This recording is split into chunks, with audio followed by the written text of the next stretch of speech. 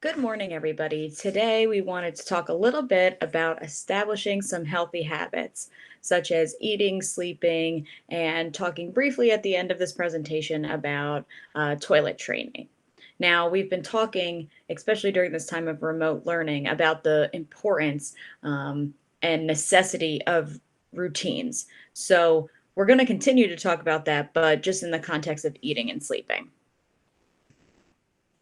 So it's important to remember that eating, sleeping, and toileting are all behaviors, and they're observable, they're measurable. Our behaviors don't happen in a vacuum. They're an interaction between an organism, or in this case, our kiddos and the environment. And we can measure these things, eating, sleep, and toilet training, through time and space. All these things are behavior, meaning all these things are affected by the environment. So the setting, the people around us, what's happening before, and then also the consequences, what is happening after. If our behavior, such as eating something we might not like, is followed by a pleasant consequence, something that is reinforcing, which we talked about in another slideshow, the behavior of eating that food may increase. If the consequences are punishing, or we avoid eating that food, then we might be more inclined to exhibit those behaviors in the future.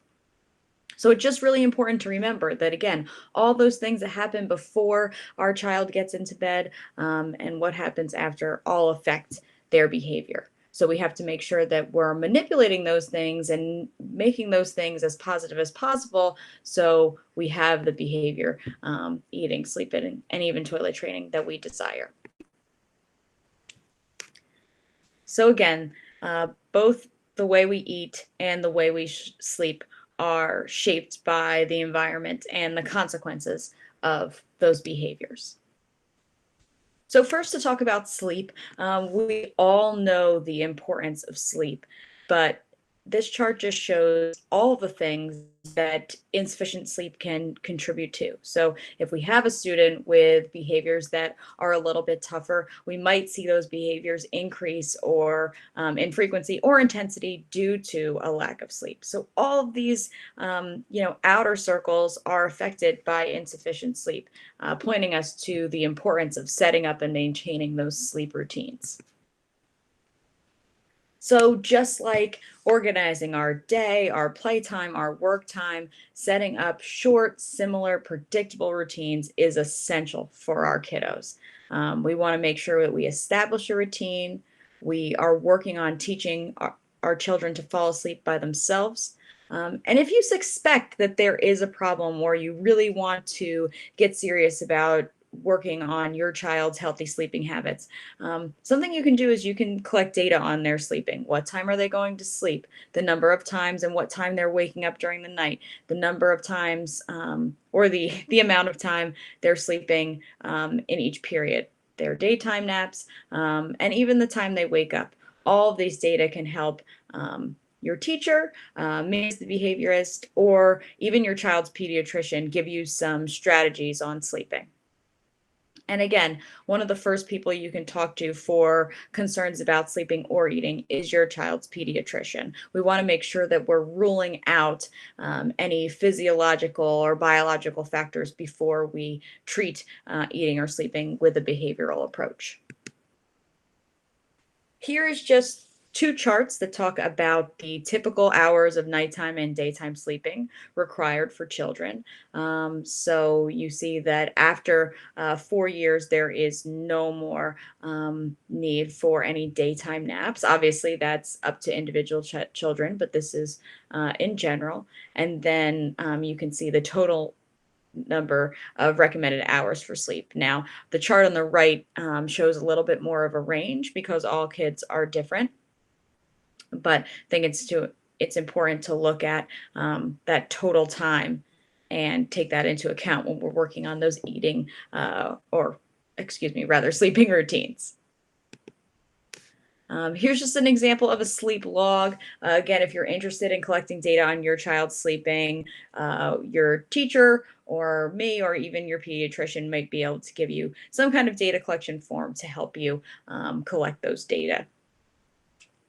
Some of the common sleeping problems that we hear about with our kiddos is they're giving parents a hard time at bedtime. They refuse to go to sleep on their own.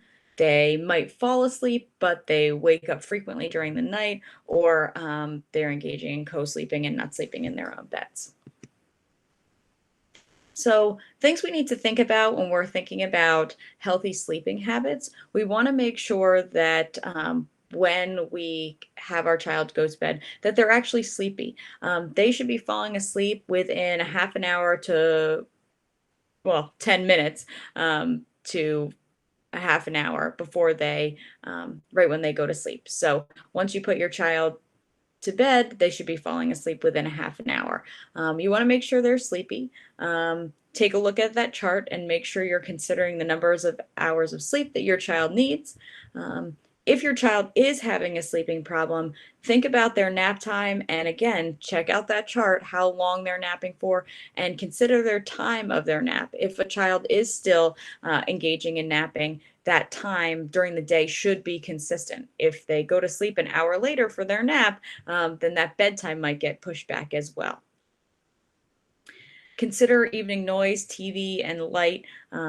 Child's room should be dark, and we should try to eliminate any excess noises. Remember, anything you're adding to the environment is a potential, you know, stimulus that we might need or not need. So a lot of parents use a noise machine.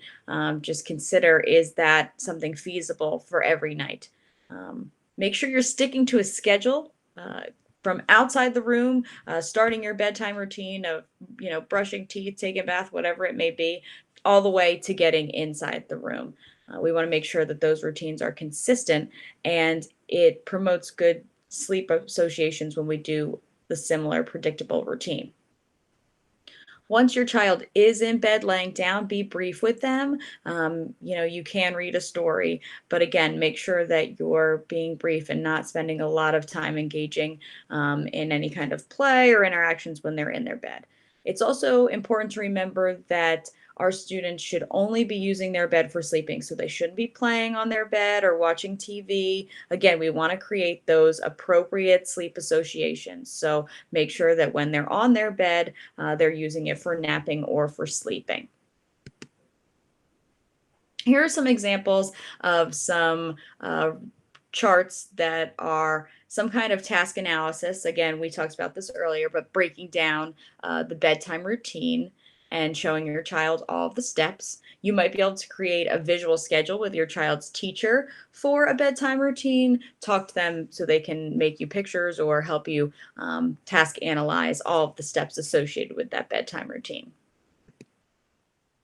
Here's another example of a chart you might be able to use. Another routine here. These charts also incorporate some kind of token economy where you complete all your steps and then you earn some kind of reinforcer. Here's a chart we made for one of our kiddos for staying in their bed. So they would earn a star colored in every night they slept in their bed, and when they reached a certain amount of stars, they earned some kind of reinforcement. But again, these need to be individualized for your particular child, so make sure you're talking to me or your child's teacher about how to utilize some kind of reinforcement system for routines and sleeping.